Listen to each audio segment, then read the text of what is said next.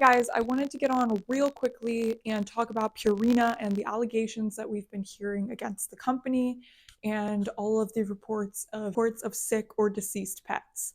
At this time, we still don't really have any more information. The FDA has confirmed that they're investigating. Purina has released statements saying that there's nothing wrong with the food and they are not issuing a recall at this time. But every day I'm seeing more and more stories of sick pets or deceased pets.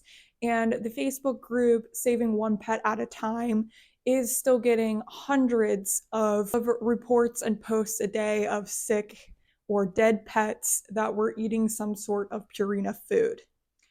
Do we know if anything is really wrong with the food yet? No, we're not going to know that until the FDA concludes their investigation and lets us know.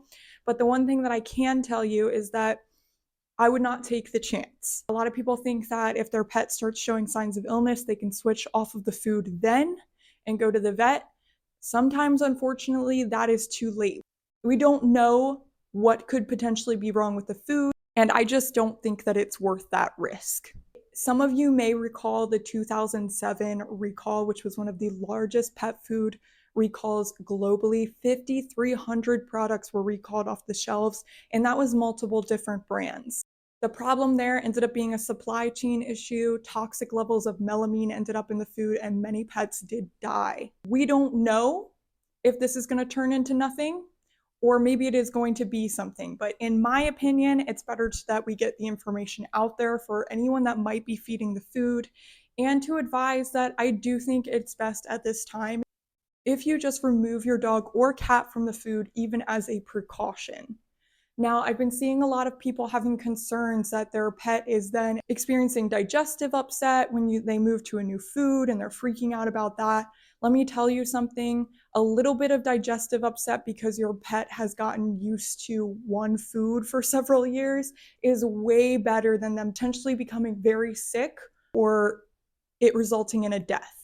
Again, I want to say we don't know whether there is anything wrong with this food yet or not. We just know that there have been hundreds of complaints and that the FDA is investigating.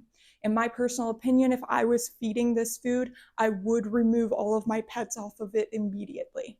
Ultimately, it's up to your discretion and what you feel is best for your pets, but I do feel that it's my responsibility and the responsibility of pet professionals in general to let you know if there's a possibility of something being potentially dangerous in your pet's food. Now, there are a lot of different people and groups out there collecting tallies of the reports, so I will not be updating you guys with specifics of how many reports are coming in because there's just a lot of hands in the mix and I don't want to give you any conflicting or incorrect information. Just know that these reports are going up daily. If you want more advice of how to ease the transition to a different food, please check out the description box. I will tell you some possible supplements that can help with the transition.